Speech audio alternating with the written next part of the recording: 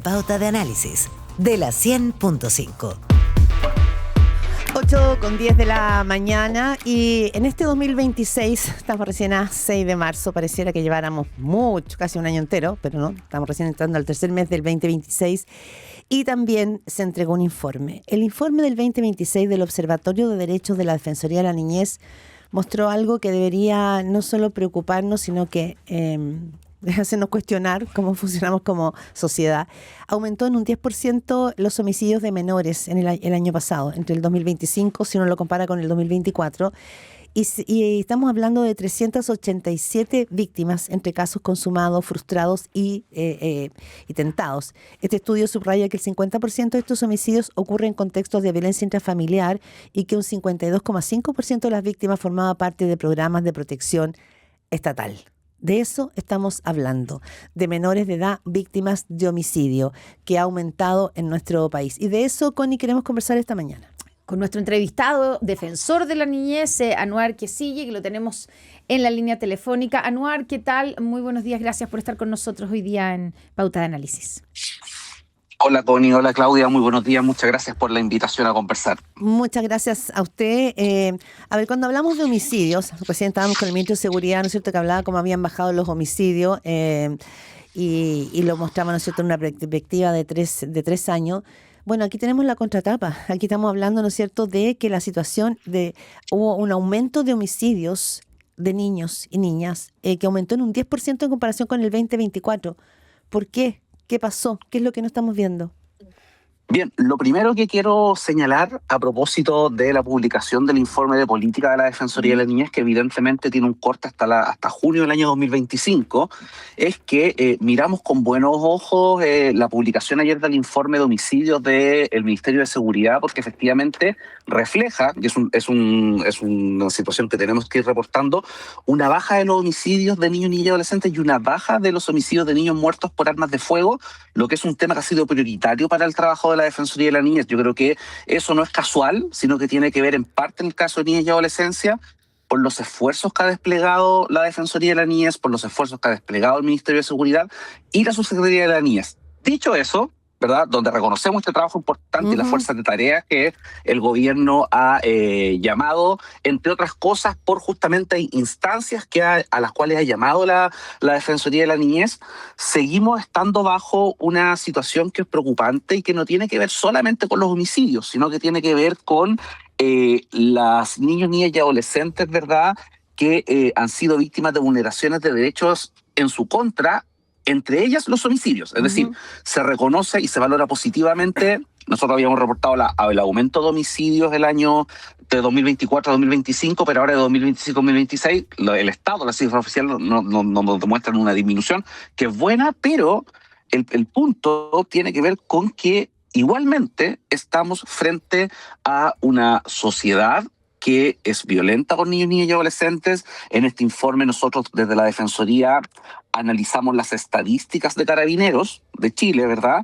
Y estas estadísticas de Carabineros de Chile nos muestran, ¿verdad?, un incremento de vulneraciones de derechos contra niños, niñas y adolescentes, ¿verdad? Y uno de los principales hallazgos de este informe es que pudimos identificar cerca de 160.000 niños, niñas y adolescentes, ¿verdad?, entre el año 2021 y el año 2025, ¿verdad?, que tuvieron ingresos a Carabineros de Chile por ser víctimas de vulneraciones de derechos de cualquier tipo, ¿no? Esto va entre negligencia, violencia, hasta homicidios. Sí, hablamos con Anuar Quisille, el defensor de la niñez.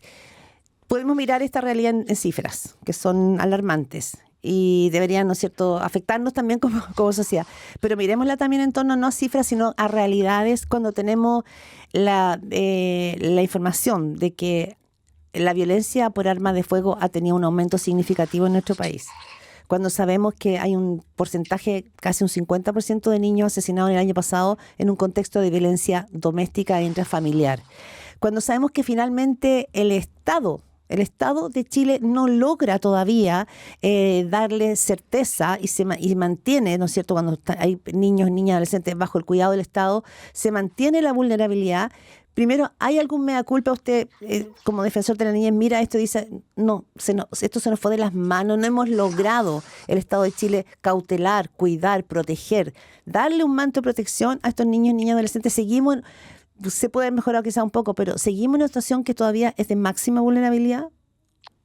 Bueno, evidentemente, tal como tú indicas, ahí tenemos que dar cuenta de las falencias que como Estado hemos experimentado en esta situación.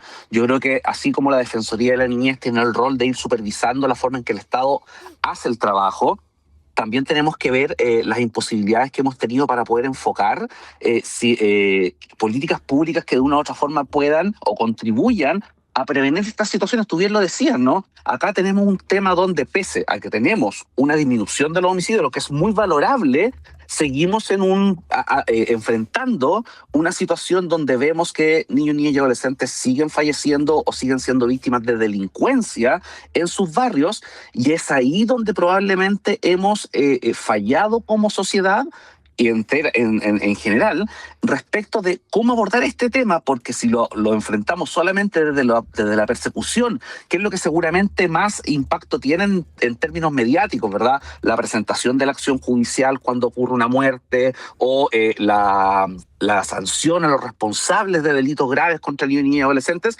eso está muy bien. Pero eso siempre es tardío, siempre estamos llegando tarde, porque la estrategia, y así lo ha planteado la Defensoría de la Niñez históricamente, tiene que centrarse en la protección social de la infancia. Es decir, tenemos que asegurar una vida de niños, niñas y adolescentes en comunidades donde tengan acceso a la educación, donde tengan acceso a la salud, donde tengan áreas verdes en las cuales poder circular, donde tengan espacios para hacer deporte, donde puedan tener una vivienda digna. Cuando eso no ocurre, las posibilidades de que niños, niñas y adolescentes sean víctimas de delitos son mucho más altas. Y es lo que hemos podido ver. Anuar, y en ese sentido, da la impresión que en el fondo no se está atacando el origen del problema, ¿cierto? O sea, se puede estar reaccionando, pero no en la base del problema. Y ahí uno puede ir también a la cantidad de cifras que han entregado no solamente el informe del observatorio, sino que también la CACEN. El nivel de pobreza de los niños es mucho mayor que la pobreza en general de nuestro país, que ha bajado. Digamos, por nombrar una cifra, el 27% de las niñas y niños en educación parvularia no tiene una cama propia para dormir. Después, más de 84.000 niños y niñas viven en campamentos. En fin, hay una lista. O sea, ya con ese dato, ya con el dato que no hay una cama para dormir, propia. ya se habla solo. Entonces, claro, no estoy diciendo que por eso se justifica que los niños terminen, digamos, en un entorno de violencia, pero tiene mucho que ver. Entonces, da la impresión de que no estamos reaccionando con el nivel de urgencia que tiene este problema. Cuando se habla se ha utilizado la palabra emergencia para tantas cosas últimamente, pero esto parece ser una emergencia real, la situación de los niños y los niños más vulnerables de nuestro país. O sea, la niñez es mucho más vulnerable y está vulnerada mucho más que el resto de la población. ¿Y qué estamos haciendo como país? Bueno, me parece muy acertada la reflexión que realizas, porque efectivamente si uno mira los datos para poder buscar qué está pasando acá, es decir, la violencia contra los niños, niñas y adolescentes no solamente se genera porque la gente es intrínsecamente mala, sino que hay factores que tú bien dices, ¿verdad?, que tienen que ver con que no solamente dentro de las personas que están bajo la línea de la pobreza tienen más problemas, sino que además también dentro de las personas más pobres, los niños son los más pobres, y si uno sigue haciendo un zoom, se da cuenta que dentro de los niños pobres, las niñas son las más pobres. Entonces tenemos distintos factores que contribuyen a eso. Es ahí donde hay que poner el foco. Nosotros hemos sido muy insidiosos en esta materia por las instituciones del gobierno, sin importar su tendencia política, señalando que está bien, hay que perseguir penalmente a quienes cometen violencia, hay que generar medidas de protección, pero eso es tardío y por lo tanto el foco tiene que estar en la protección social. Mientras no se entienda que los niños deben ir al colegio, deben tener una cama para dormir, ¿verdad?, tienen que tener una vivienda digna, las posibilidades de que sean expuestos, ¿verdad?, a violencia aumenta. Y eso es un factor fundamental, porque una de las conclusiones que presenta precisamente este informe que hemos publicado desde la Defensoría de la Niñez tiene que ver precisamente con que uno de los principales desafíos que enfrenta el Estado, aparte de perfeccionar los mecanismos de denuncia y persecución penal, tiene que ver con que las autoridades deben avanzar en la implementación de la Política Nacional de Niñez y Adolescencia, porque esta y su plan de acción incluyen medidas que permiten reducir la polivictimización de niños, niñas y adolescentes, donde la pobreza es claramente un factor que incide en precisamente la exclusión, en precisamente la violencia y finalmente en las vulneraciones de derechos respecto de las cuales nosotros hemos verificado un aumento. Sí. Hablamos esta mañana aquí en Pauta Análisis con Anuar Quisille, defensor de la niñez. La verdad es que probablemente desde el gobierno de Elwin en adelante, todos los gobiernos han hablado, hablábamos del Sename, todos los gobiernos han hablado de los niños, de las niñas, niños primero, se dijo en alguna elección reciente. Pero entre medio que se han venido diciendo, probablemente el diagnóstico de lo que hay que hacer es bastante claro. La necesidad, ¿no es cierto?, de escolarización, de apoyo del Estado, de esparcimiento, de deportes, de llevar a los sectores vulnerables presencia del Estado. Pero junto con esto, y se lo pregunto a usted, digamos, ya no, digamos, en su trabajo en terreno, junto con esto ha ido ganando espacio el crimen organizado. Y estos jóvenes vulnerables que viven en espacios de violencia, que están fuera, digamos, del canon de la escuela y esto, son los llamados soldados. Esto está descrito en los libros, en la literatura sobre crimen organizado. Y existe la narcocultura. Entonces, mientras se sigue pensando y haciendo diagnóstico, esto avanza culturalmente. ¿Usted ha visto cómo la narcocultura podría terminar siendo cooptando a nuestros niños, niñas y adolescentes en el país? ¿Cree que ahí hay un riesgo que va más rápido que las políticas de Estado? Claramente hay un riesgo. Nosotros lo hemos levantado, ¿verdad?, desde los datos que justamente recopilamos cuando estamos generando evidencia, pero además también desde el trabajo, como tú bien dices, que tenemos en terreno, ¿verdad? Nosotros tenemos un trabajo importante en términos territoriales, no en todas las regiones del país, nos gustaría estar en todas, pero por suerte en el extremo norte, donde más se visualiza, ¿verdad?, la situación de la relación de los niños, niñas y adolescentes o con el crimen organizado o con la narcocultura, donde vemos que es importante que el Estado de Chile adopte medidas precisamente para frenar esta situación que afecta los derechos de la niñez. De hecho, por eso mismo es importante tener en cuenta, y eso fue un tema que nosotros instamos desde la Defensoría de la Niñez y que finalmente ocurrió, es que precisamente se generó esta fuerza de tarea entre el Ministerio de Seguridad y otros organismos relacionados, ¿verdad?, con un liderazgo importante también de la Subsecretaría de la Niñez, que espero continúe durante el próximo gobierno, donde efectivamente se están levantando datos y se está caracterizando a quiénes son los niños que son reclutados, en qué delitos son reclutados. Bastante tarde, finalmente, perdón, Anuar Quisille, bastante tarde estamos haciendo recién ese catastro, ¿no? Bueno, la Defensoría de la Niñez viene precisamente insistiendo, porque esto es una función del gobierno, ¿verdad?, no de la Defensoría de la Niñez. Sé, pero usted puede hacer una crítica respecto de que esto es bastante tarde, o sea, se está llegando un poquito atrasado, digamos. Bueno, ya hemos sido bastante críticos, porque fíjate que precisamente en los casos donde vemos situaciones de delitos graves y donde la Defensoría de la Niñez interviene judicialmente, porque nosotros presentamos querellas criminales cuando hay delitos graves contra niños, niñas y adolescentes, uno de los temas que hemos planteado es que probablemente la querella es relevante en términos de buscar la responsabilidad, pero no soluciona el problema de fondo. Por lo tanto, esta fuerza de tarea, que llega tarde, es importante que se sostenga, porque finalmente estamos teniendo información de cuáles son aquellos focos donde o la narcocultura o el crimen organizado está afectando la vida de los niños, niñas y adolescentes. Yo creo ser bastante responsable en eso también.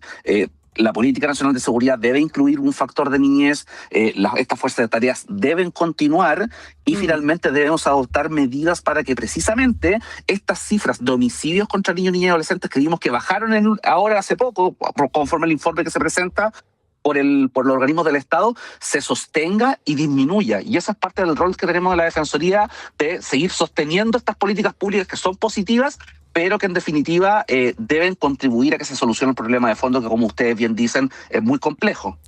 Anuar, usted habló del próximo gobierno y yo quería solamente preguntarle una palabra sobre esta polémica que se dio cuando la futura vocera de gobierno, Mara Cedini, acusó o afirmó que el gobierno de Gabriel Boric estaba intentando dejar un cupo amarrado en la Defensoría de la Niñez, y usted salió, digamos, a aclararlo. ¿Es falso? ¿Y por qué, digamos, cuál es la respuesta que ustedes tienen a estas acusaciones, que no es solamente en la Defensoría de la Niñez, no, es en otras instituciones, digamos, también? Mire, yo quiero, como antes de referirme al tema específicamente, yo quiero como dar un poco de contexto a esta situación, porque es importante tener en cuenta que la Defensoría de la Niñez es una institución que se crea el año 2018 por una ley, y además se aprueba después de intentos parlamentarios que vienen desde fines de la década de los 90, mediante eventuales anteproyectos de reforma constitucional o distintas leyes que daban, que buscaban precisamente que el Estado de Chile contara con un organismo autónomo que pudiera fiscalizar los actos del gobierno y del Estado en relación con la protección de derechos de niños y adolescentes. Entonces se aprueba este proyecto de ley, y además también se crea esta figura del defensor de la niñez como un organismo autónomo del gobierno de turno. Y de hecho, tanto es así que la autoridad de la Defensoría de la Niñez, que en este caso recae durante este periodo en mí,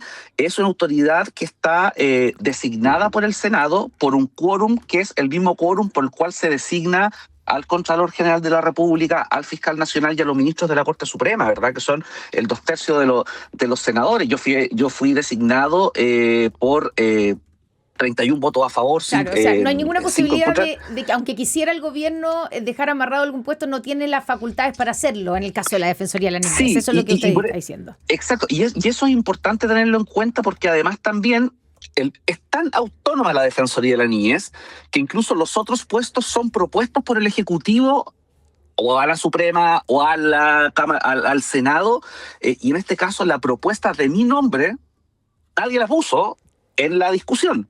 Este es un concurso público que se realiza, la cual se publica en un diario de circulación nacional que establece ciertos requisitos, y de hecho yo postulé, tengo una trayectoria trabajando en estos temas evidentemente, y en base a eso, sin militar en ningún partido político, ¿verdad?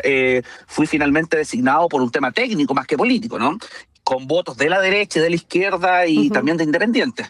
Entonces, eso es importante tenerlo en cuenta, porque la Defensoría de la Niñez no está sujeta a las instrucciones del Poder Ejecutivo, de ningún gobierno de turno, ni durante el gobierno del presidente Boric, ni durante el próximo gobierno, y por lo tanto no existe ninguna posibilidad de que exista un amarre o de la máxima autoridad de la Defensoría, ni de funcionarios o funcionarias que vengan justamente por dos motivos. Pero a su Primero, juicio, perdón, Anuar, que sí, para entender, a su juicio son declaraciones de la próxima vocera como erróneas, equívocas, porque no entiende el proceso, o derechamente son fake news, mentiras. Yo creo que hubo una confusión, son declaraciones erróneas. Yo intenté comunicarme con la ministra, finalmente pudimos hablar con su jefe de gabinete, él nos indica que efectivamente hubo una confusión, pero no he tenido la posibilidad todavía de poder hablar con la ministra. Sí lo hice con el futuro subsecretario de la Niñez, ¿verdad? Con quien ya estamos generando acciones de relacionamiento precisamente para trabajar de acá en adelante y sostener, exacto, y más que nada también es importante tener en cuenta que al menos el subsecretario de la Niñez, con quien he tenido la posibilidad de conversar, tiene muy claro cuál es el rol de la institución. Por lo tanto, no vamos a ejercer nuestro rol de manera no así la vocera, dice usted. No, yo creo que efectivamente acá hubo una confusión. No sé si el conocimiento, pero se confundió probablemente, y eso y nos empezaron a interpelar desde los medios de comunicación. Bien, y donde no hubo una aclaración, nosotros tuvimos que salir precisamente a aclararlo. Anuar Quesilla, defensor de la niñez, en conversación aquí con Pauta de Análisis. Que tenga un buen fin de semana. Muchísimas gracias. Muy amable. Muchas gracias. Que Gracias, estén muy bien. Anuar. Adiós. Chao.